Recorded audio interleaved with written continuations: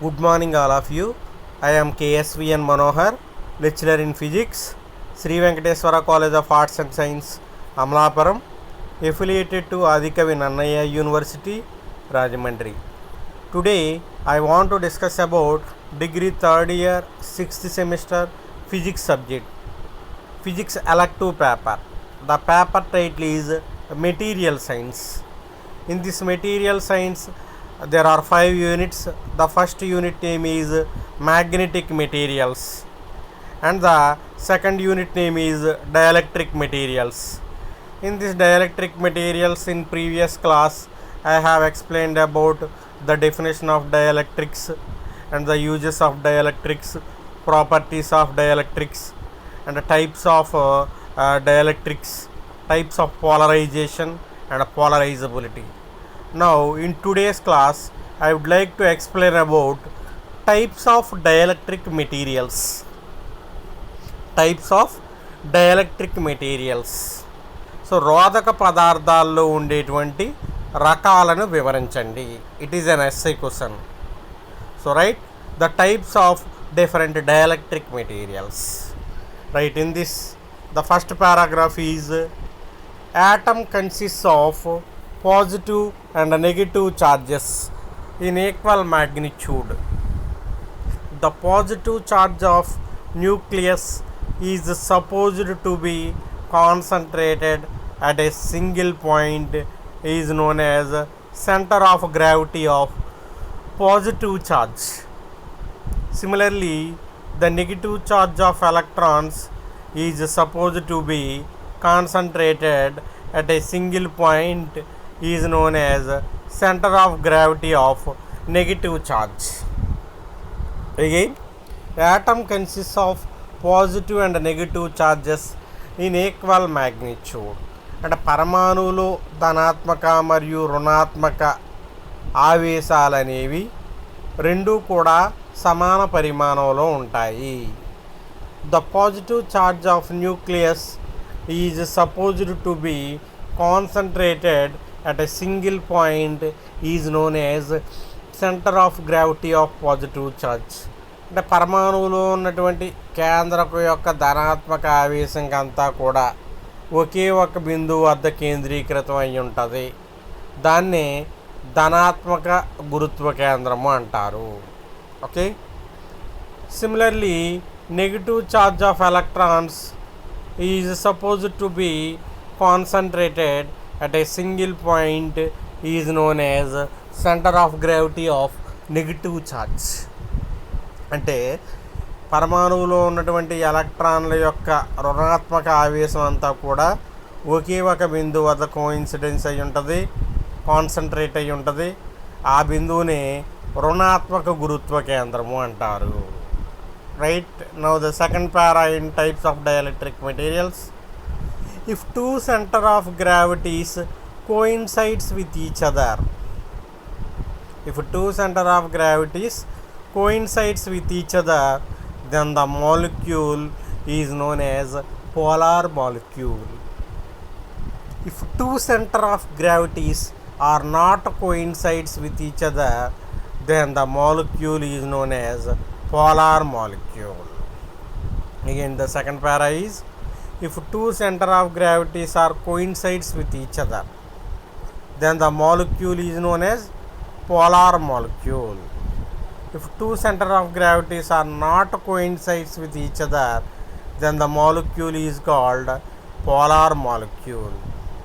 అంటే ధనాత్మక రుణాత్మక గురుత్వ కేంద్రాలు ఒకదానితో ఒకటి ఏకీభవించినట్లయితే ఆ అణువును అద్రువిత అణువు అంటారు. అంటే ఒకదాని మీద ఒకటి ఏకీభవించినట్లయితే. If two centre of gravities not coincides with each other, రెండు ధనాత్మక రుణాత్మక గురుత్వ కేంద్రాలు కనుక ఒకదానితో ఒకటి ఏకీభవించకపోతే then the molecule is called polar molecule. Right, the next para, non-polar molecule has symmetric structure with zero dipole moment. Non-polar molecule has symmetric structure with zero dipole moment, whereas polar molecule has unsymmetric structure with permanent dipole moment. Non-polar molecule has symmetric structure, అంటే అద్రవత అణువుకు సౌష్ఠవ నిర్మాణం కలిగి ఉంటుంది మరియు దాని యొక్క భ్రామకం శాశ్వత విద్యుత్ భ్రామకం ఎంత ఉంటుంది అంటే ఇట్ ఈజ్ 0. దాని యొక్క విద్యుత్ భ్రామకం విలువ 0. అది నాన్ పోలార్కి. For polar molecule it has unsymmetric structure with permanent dipole moment, అంటే ధృవిత అణువుకు అసౌష్ఠవ నిర్మాణం కలిగి ఉంటుంది మరియు అదేవిధంగా శాశ్వత విద్యుత్ భ్రామకాన్ని కలిగి ఉంటుంది. రైట్. N2H2, O2, అది H2O2 కాదు, N2, H2, O2 etcetera are the examples for non polar. అంటే నైట్రోజన్, హైడ్రోజన్, ఆక్సిజన్ అణువులు నాన్ పోలార్ డైఎలక్ట్రిక్స్కి ఉదాహరణలు, అద్రవత అణువులకి ఉదాహరణలు. సో వీటికి సౌష్ఠవ నిర్మాణం ఉంటుంది, డైపోల్ మూమెంట్స్ ఉన్నాయి. For example N2O, H2O, HCl అంటే nitrogen oxide, hydrogen, water, H2O అంటే HCl, hydrogen chloride. So these are the examples for polar dielectrics. ధృవిత రోధకాలకి ఉదాహరణలు ఇవి. So these dielectrics have unsymmetric structure. Later, dielectric materials are further classified into 3 types. Dielectric materials are further classified into 3 types. They are ferroelectric materials, second one piezoelectric materials, and third one pyroelectric materials. Again, first one ferroelectric materials, second one piezoelectric materials, third one pyroelectric materials. రోధక పదార్థాలను 3 రకాలుగా విభజించారు. They are ferro, piezo and pyro. Okay, right. దీనిలో first one ఏంటంటే ferro electric materials, ferro విద్యుత్ పదార్థాలు. So రోధక పదార్థాల గురించి ఫస్ట్ వాటి యొక్క అటామిక్ వ్యూ ఎలా ఉంటుందని చెప్పాం. టైప్స్ ఆఫ్ డైఎలక్ట్రిక్ మెటీరియల్స్లో వాటి యొక్క పరమాణు నిర్మాణం ఏ రకంగా ఉంటుందని చెప్పాం. తర్వాత ఏ రకంగా డైఎలక్ట్రిక్ మెటీరియల్స్ విభజించారు అంటే they are classified into 3 types. They are ferro electric materials, piezo electric materials and third one pyro electric materials. First one is ferro electric materials, ferro విద్యుత్ పదార్థాలు, పీజో విద్యుత్ పదార్థాలు, పైరో విద్యుత్ పదార్థాలు. So first side heading is ferroelectric materials.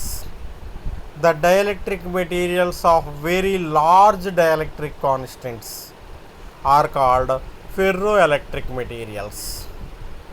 The dielectric constants of these materials having large magnitude when compared to ordinary dielectrics. The electric dipole of these materials are aligned in the same direction even in the absence of electric field. So ఇందులో మనకి ferroelectric మెటీరియల్స్లో in the first paragraph the dielectric materials of a very large dielectric constants are called ferro electric materials.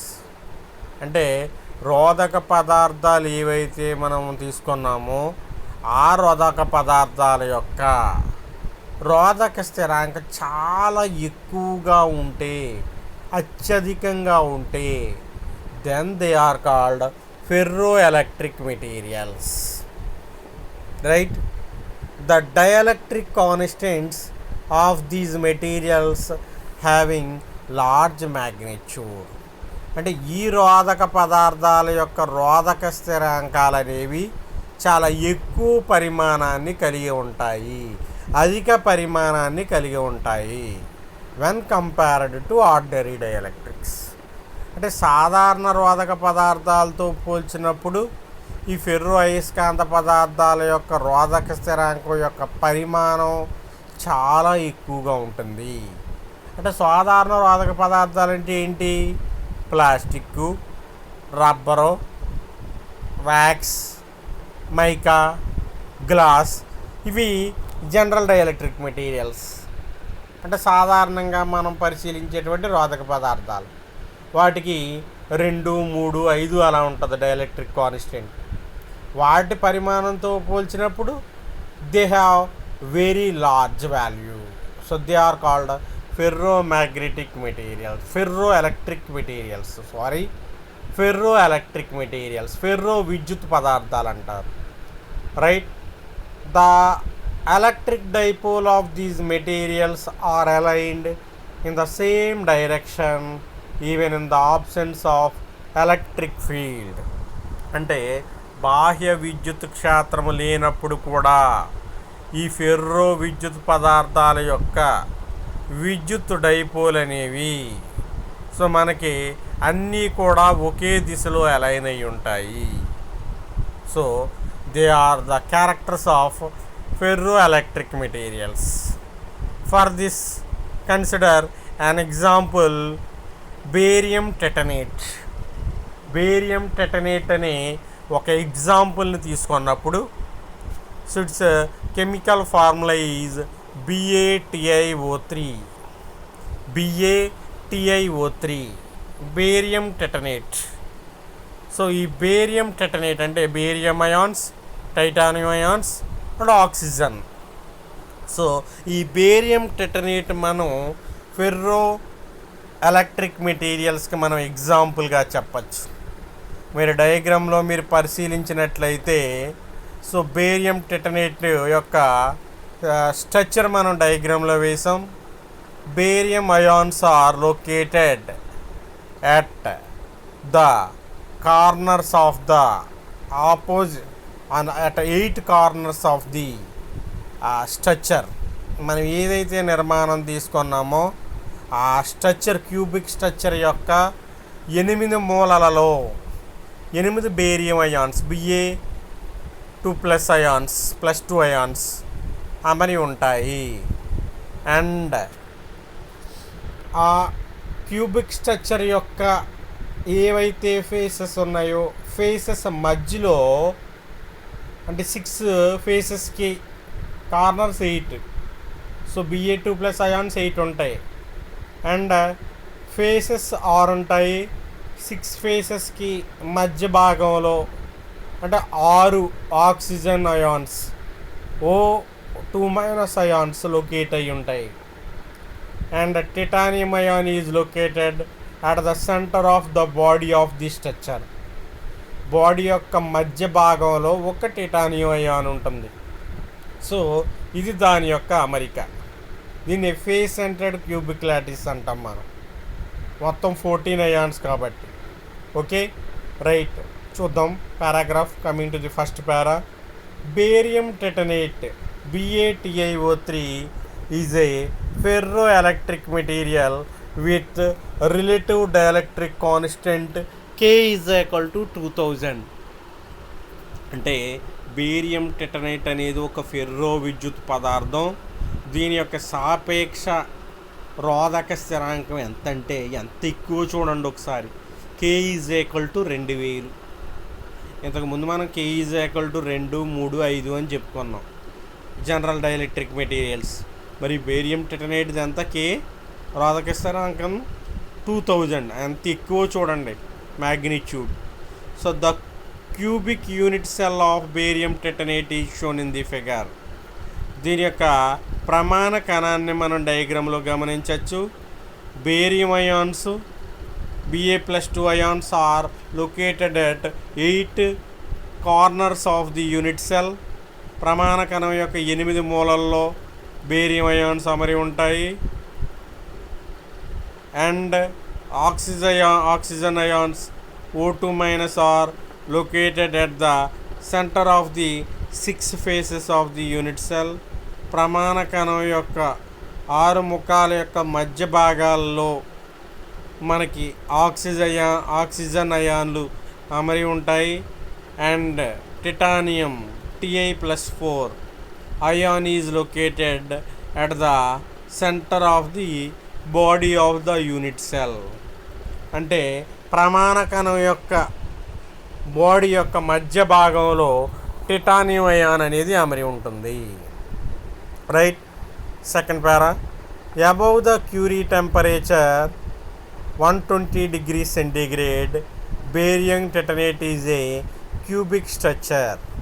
అంటే మనకి ఇక్కడ ఉష్ణోగ్రత Curie ఉష్ణోగ్రత 120 డిగ్రీల centigrade కంటే కూడా అధికంగా ఉన్నటువంటి క్యూరీ ఉష్ణోగ్రత వద్ద దీని యొక్క నిర్మాణం మనకి cubic structure.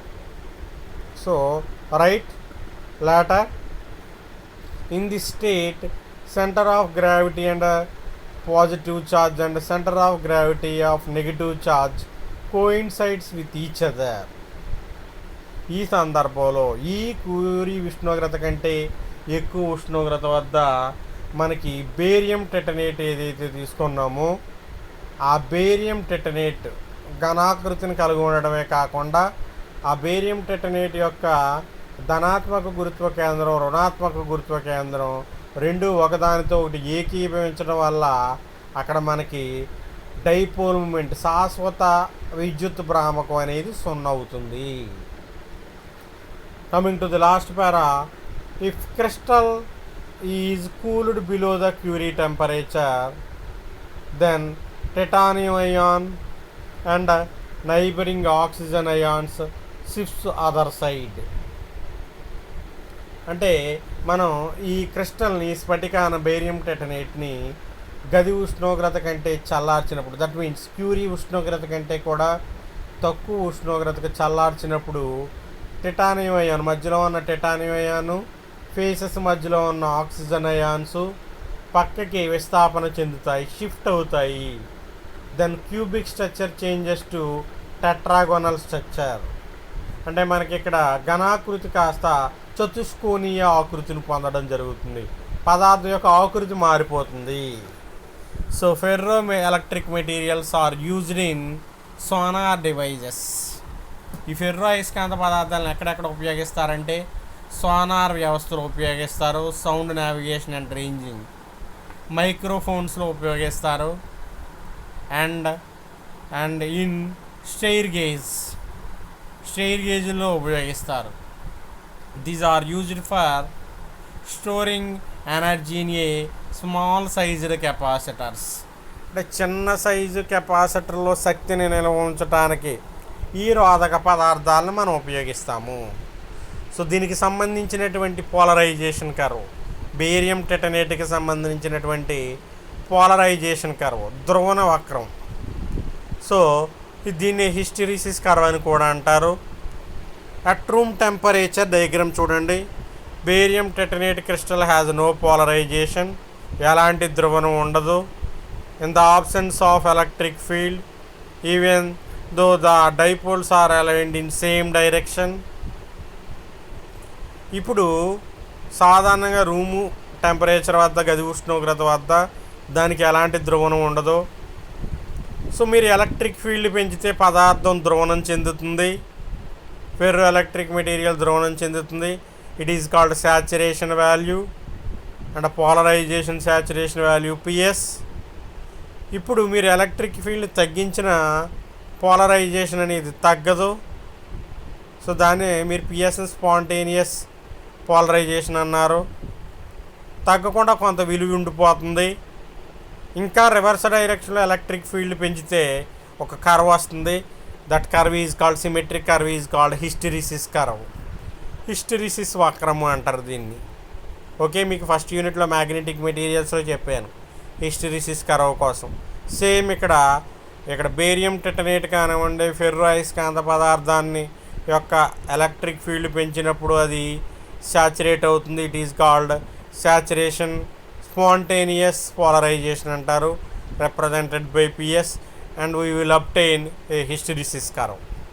This is about ferroelectric materials. Later second one, piezoelectric materials. And the second one are second dielectric materials are piezoelectric materials, పీడన విద్యుత్ పదార్థాలు. And the second dielectric materials are piezoelectric materials. Coming to the first para, piezoelectrics are the materials that can produce electricity when they are subjected to mechanical stress. They will also working generating a strain by the applications of electric field. మళ్ళా చెప్తున్నాను, piezo electrics are the materials that can produce electricity when they are subjected to mechanical stress. అంటే పీడన విద్యుత్ పదార్థాలు అనేవి ఒక రకమైన పదార్థాలు, వాటికి ఆ రకమైన పీడన విద్యుత్ పదార్థాలను ఎందుకు వచ్చిందంటే పేరు, వాటికి మనం వాటి మీద యాంత్రికంగా ప్రతిబలాన్ని ప్రయోగించినప్పుడు ఆ పదార్థాల నుంచి విద్యుత్తును పొందొచ్చంట.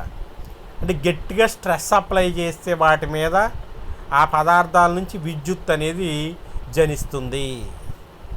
సో రైట్, ఇప్పుడు మనం దీన్ని ఆల్టర్నేటివ్గా ఎలా చెప్తాము అంటే, సో ఇప్పుడు when they will also working by generating a strain by the applications of electric field. Electric ఫీల్డ్ని అప్లై చేయటం వల్ల మనం స్ట్రెయిన్ కూడా పొందొచ్చు. అంటే స్ట్రెయిన్ అప్లై చేసి ఎలక్ట్రిక్ ఫీల్డ్ని పొందొచ్చు, ఎలక్ట్రిక్ ఫీల్డ్ అప్లై చేసి స్ట్రెయిన్ పొందొచ్చు, vice versa. They are called piezo electric materials, right. This phenomenon was first discovered by P. Curie and J. Curie in 1880. ఇలా కొన్ని పదార్థాల మీద మనం ప్రెషర్ అప్లై చేసినప్పుడు, స్ట్రెస్ అప్లై చేసినప్పుడు ఎలక్ట్రిసిటీ ప్రొడ్యూస్ అవుద్దని, మరి అదేవిధంగా ఎలక్ట్రిసిటీ ద్వారా పదార్థాల నుంచి మనం స్ట్రెస్ పొందొచ్చని P. Curie, J. Curie 1880లో దే డిస్కవర్డ్, గమనించారు. They demonstrated that when specially prepared crystals, ఇక్కడ కొన్ని ప్రత్యేకమైన స్ఫటికలు చెప్తాను చూడండి. క్వార్ట్జ్, టార్మలిన్, కాలిసైట్, ఈ రకమైనటువంటి పదార్థాలను మనం they are called piezo electric materials. ఏంటి? Quartz, tourmaline, calcite. when they are subjected to mechanical stress, so they should measure a surface charge. Year later, G. Lippmann deduced that they would exhibit a strain. అంటే ఈ రకమైన పదార్థాల మీద మనం electric ఫీల్డ్ని apply చేసినప్పుడు, so stress apply చేసినప్పుడు, mechanical stress apply చేసినప్పుడు వాటి నుంచి ఎలక్ట్రిసిటీ పొందొచ్చు. ఒక సంవత్సరం తర్వాత జీ లిప్మెన్ అనే శాస్త్రవేత్త ఏం చెప్పాడంటే, వాటి మీద ఎలక్ట్రిసిటీ అప్లై చేసి స్ట్రెస్ను కూడా పొందొచ్చు, vice versa. P. Curie, J. Curie ఏం చెప్పారంటే, వాటి మీద మెకానికల్ స్ట్రెస్ అప్లై చేసి ఎలక్ట్రిసిటీ పొందొచ్చు అని చెప్పారు. లిప్మెన్ ఏం చెప్పాడంటే, జీ లిప్మెన్ వాటి మీద ఎలక్ట్రిసిటీ అప్లై చేసి మెకానికల్ స్ట్రెస్ను పొందొచ్చు అని చెప్పాడు. Okay, right. Experimentally proved linear and reversible nature of piezoelectricity, vice versa condition ఇది, right. One of the first application of piezoelectric effect is ultrasonic submarine detector developing using the First World War. So నెక్స్ట్ పేరాలో ముందుగా మనం piezo electric materials అంటే ఏంటి, వాటికి ఉదాహరణలు ఏంటి అనేది చెప్పుకున్నాం, ఎవరు సైంటిస్టులు చేశారో చెప్పుకున్నాం. ఇప్పుడు దాని యొక్క ఉపయోగం ఏంటనేది మనం తీసుకున్నప్పుడు, మొదటి ప్రపంచ యుద్ధం జరిగినప్పుడు సబ్మెరీన్స్ అంటే సముద్ర అంతర్భాగంలో ఉంటాయి. ఆ సముద్ర అంతర్భాగంలో ఉన్నటువంటి సబ్మెరీన్స్ లోపల సో ఏ రకమైనటువంటి మనకి సోనార్ సిస్టమ్, దట్ మీన్స్ అక్కడ ఎదురుగా ఏదైనా ఒక యుద్ధ విమానం రావడం జరుగుతుందా, షిప్ రావడం జరుగుతుందా అన్న దాన్ని గమనించారు. ఏ రకంగా అంటే ఇక్కడ ఈ పీజో ఎలక్ట్రిక్ మెటీరియల్స్ ఉత్పత్తి చేసేటువంటి waves, they are called ultrasonics అంటారు. వాటిని ప్రవేశపెట్టేవారు ముందుకి. వాటి నుంచి వచ్చే వేవ్స్ని ఏమంటారంటే అల్ట్రాసోనిక్ వేవ్స్ ఈ క్రిస్టల్స్ నుంచి. సో ముందుకు వెళ్ళి రిఫ్లెక్ట్ అయితే కనుక ఎదురుగా మనకి ఏదో యుద్ధ విమానం ఉంది అనేది గమనించేవారు. So it is called sonar system. Okay right. When quartz crystals are compressed, between the two steel plates acted as resonating instrument as 50 Hz. అంటే వీటిని క్వార్ట్జ్ స్ఫటికాలను మనం కనుక బాగా స్ట్రెచ్ చేస్తే, కంప్రెస్ చేస్తే అక్కడ మనకి కొంత ఫ్రీక్వెన్సీతో ఎలక్ట్రిసిటీ అనేది ప్రొడ్యూస్ అవుతుంది. ఓకే, ఈ రకంగా మనకి ఇక్కడ సబ్మెరైన్స్లోని, షిప్స్లోని, అదేవిధంగా aeroplanes, seas, submarines and ships, వీటన్నిటిలో కూడా డెప్త్ ఎంత ఉంది అంటే సముద్రంలో ప్రయాణించే షిప్స్ కానివ్వండి, లేకపోతే సముద్రంలో ఉండేటువంటి మంచు పర్వతాలు, నాట్ ఏరోప్లేన్స్, ఐస్బర్గ్స్, లేదా సముద్రంలో ఉండేటువంటి జలాంతర్గాములు, వీటన్నిటిని కూడా ఈ అల్ట్రాసోనిక్స్ను ఉపయోగించి, ఈ క్రిస్టల్స్ నుంచి ఉత్పత్తి అయ్యే అల్ట్రాసోనిక్స్ను ఉపయోగించి ఆ లోత్ అనేది, ఆ డిస్టెన్స్ అనేది క్యాలిక్యులేట్ చేసేవారు. Later piezo electric materials are used in air bag sensor, air flow sensor, audible alarms, discs, drives, inkjet printers, depth finders, hydrophones and in sonar. అంటే ఈ రకంగా పీజో ఎలక్ట్రిక్ మెటీరియల్స్ని, పీజో విద్యుత్ పదార్థాలని ఎయిర్ బ్యాగ్ సెన్సార్ సిస్టంలో ఉపయోగిస్తారు, air flow censor సిస్టంలో ఉపయోగిస్తారు, audible అలారమ్స్లో ఉపయోగిస్తారు, డిస్క్స్ అండ్ డ్రైవ్స్లో ఉపయోగిస్తారు, ప్రింటర్ ఇంక్జెట్స్ ఉంటాయి మనకి, సో ఇంక్జెట్స్లో ఉపయోగిస్తారు, డెప్త్ ఫైండ్ చేయడానికి ఉపయోగిస్తారు, హైడ్రోఫోన్స్లో ఉపయోగిస్తారు, సోనార్ వ్యవస్థలో ఉపయోగిస్తారు. Later the last paragraph. Piezo electric materials are ionically bounded and consist of atoms with positive and negative charge are called ions. ఈ పీడన విద్యుత్ పదార్థాలు అనేవి మనకి అయానికంగా కొన్ని పరమాణువులతో బౌండ్ అయి ఉంటాయి. ఆ పరమాణువుల్ని మనం అయాన్లు అంటాము. These ions can occupy the positions in a unit cell. ఈ ప్రమాణ కణంలో ఉన్నటువంటి ఆ స్థానాల్ని అయాన్లు అక్కడ ఆ స్థానాన్ని ఆక్రమించడం జరుగుతుంది. The unit cell is non centrosymmetric. ప్రమాణ కణం అనేది మనకి ఇక్కడ అసౌష్ఠవ నిర్మాణాన్ని కలిగి ఉంటుంది. Then the application of stress produces net momentum of positive and negative ions results polarisation. ఈ రకంగా ఈ నెగిటివ్ పాజిటివ్ అయాన్స్ వల్ల అక్కడ ధ్రువణం చెందుతుంది పదార్థము. So these are about piezo electric materials అంటే quartz, calcite, tourmaline. So first one ferro electric materials. Example barium titanate, K large value. And second one is dielectric materials is piezoelectric materials, quartz, calcite and tourmaline. And the last one pyroelectric materials. And the last dielectric materials are pyroelectric materials. The ability of certain materials to generate a temporary voltage when they are heated or cooled are known as pyroelectric materials. అంటే కొన్ని పదార్థాలను మనం ఇక్కడ వేడి చేసినప్పుడు కానీ చల్లార్చినప్పుడు కానీ ఆ పదార్థాల నుంచి టెంపరీగా తాత్కాలికంగా ఉండేటువంటి వోల్టేజ్ జనరేట్ అయితే they are called pyro electric materials. అంటే పదార్థాలను వేడి చేయొచ్చు, చల్లార్చచ్చు, టెంపరీ వోల్టేజ్ రావాలి, వాటిని ఏమంటారు? పైరో ఎలక్ట్రిక్ మెటీరియల్స్ అంటారు. Second para, the change in temperature modifies the positions of atoms slightly within the crystal such that polarization of the material changes. అంటే మనకి ఇక్కడ ఉష్ణోగ్రతలో వచ్చేటువంటి మార్పు వల్ల ఆ పరమాణువుల్లో ఉండేటువంటి అయాన్లు స్థానాంతరం చెందడం వల్ల ధ్రువణం చెందుతుంది పదార్థము. Right. The polarization change gives rise the voltage across the crystal. అంటే ఈ ధ్రువణంలో వచ్చేటువంటి మార్పు వల్ల ఆ స్ఫటికంలో మనకి వోల్టేజ్ అనేది జనిస్తుంది. If the temperature stays constant then pyroelectric voltage disappears. అంటే టెంపరేచర్ కాన్స్టెంట్గా ఉంటే వోల్టేజ్ ఉండదు, పైరో ఎలక్ట్రిక్ వోల్టేజ్ అనేది ఉండదు. టెంపరేచర్ పెరిగినా తగ్గినా ఇక్కడ మనకి వోల్టేజ్ అనేది జనిస్తుంది. Okay, right.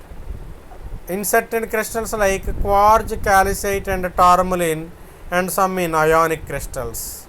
అంటే మనకి కొన్ని సందర్భాల్లో పైన చెప్పుకున్నటువంటి పీజో ఎలక్ట్రిక్ మెటీరియల్సే ఎలా పనిచేస్తాయి అంటే ఫెర్రో ఎలక్ట్రిక్ మెటీరియల్స్గా పనిచేస్తాయి. అంటే క్వార్జు, క్యాల్సైటు, టార్మలిన్నే వీటికే మనం టెంపరేచర్ పెంచినా తగ్గించినా కొన్ని సందర్భాల్లో ఎలా పనిచేస్తాయంటే వోల్టేజ్ని జనించే విధంగా పనిచేస్తాయి. ఆ సందర్భాల్లో వీటినే మనం ఏమంటామంటే they are called pyro electric materials. These crystals are naturally electrically polarized. As a result will obtain a large electric field. ఈ రకంగా ఈ పదార్థాలు ధ్రువణం చెంది అధిక విద్యుత్ క్షేత్రాన్ని మనం పొందొచ్చు.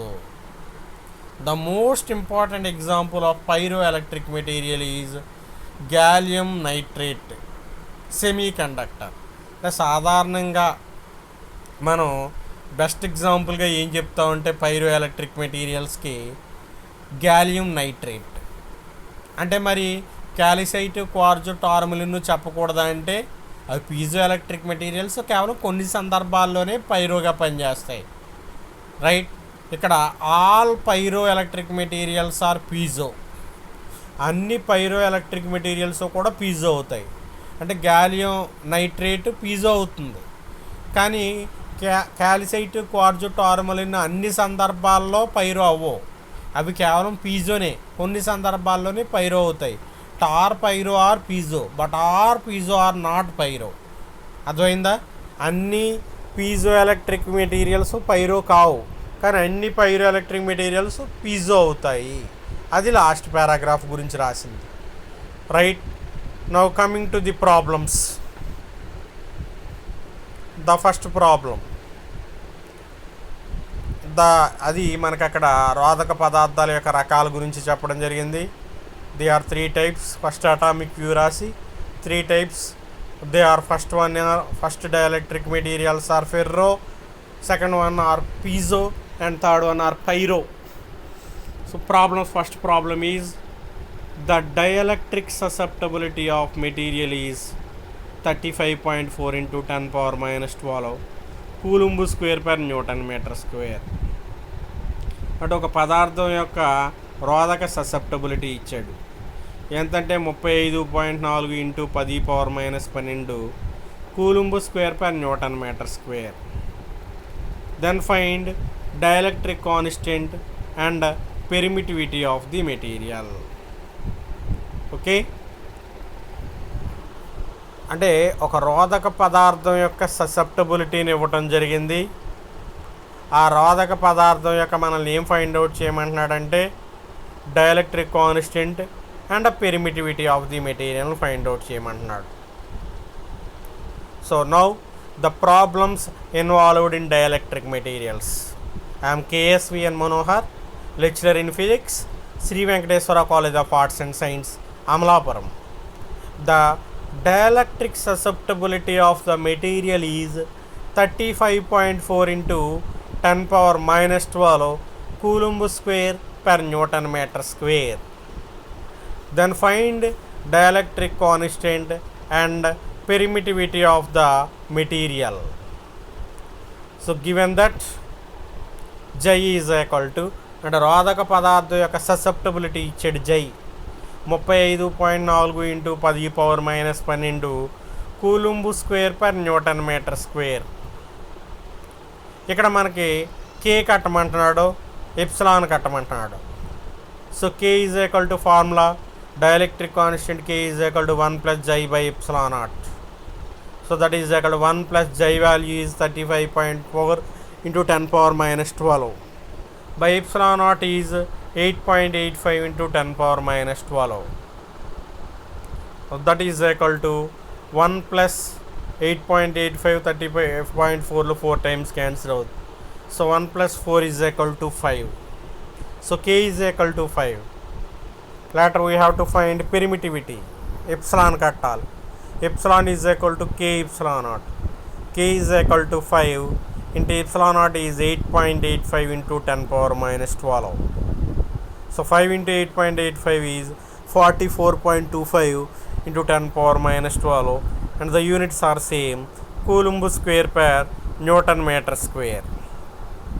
The second problem is dielectric constant of water is 78. Then find electric permittivity and susceptibility. అంటే నీటి యొక్క రోధక స్థిరాంకం ఇచ్చాడు.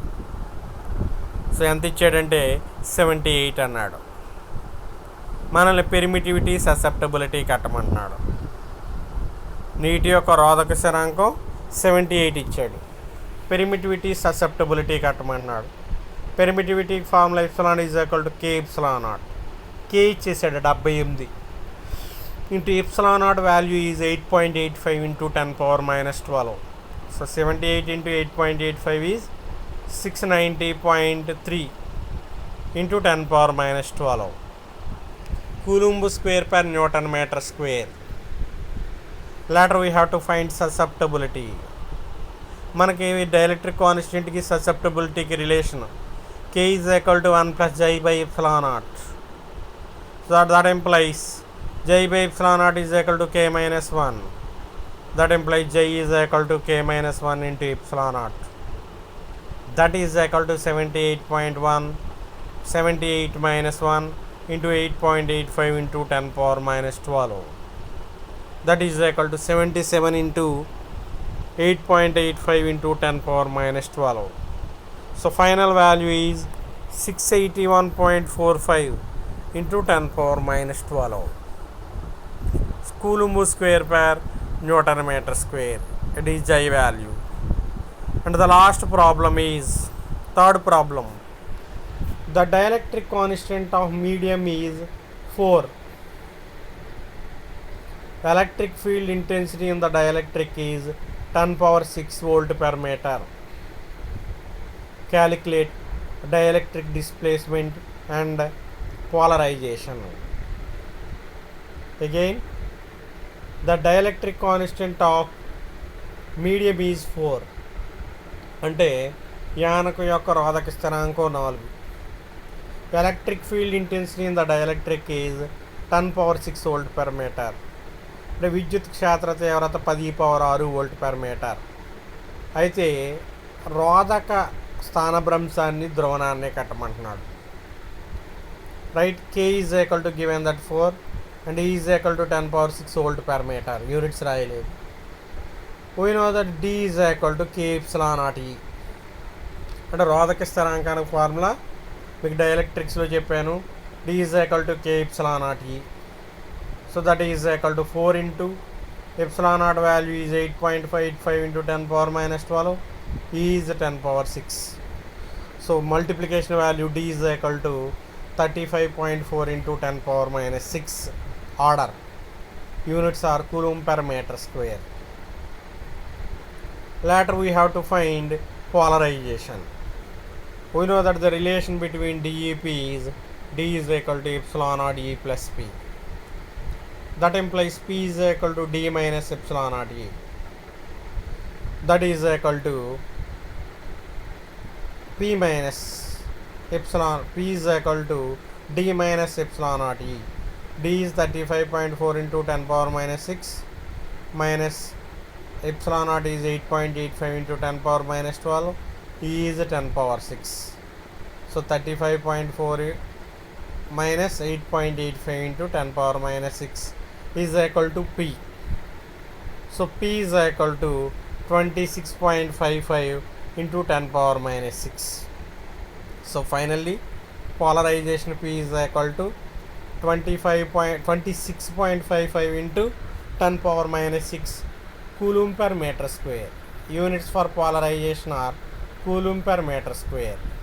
So right, in today's class I have explained about types of dielectric materials and the problems involved on dielectric materials.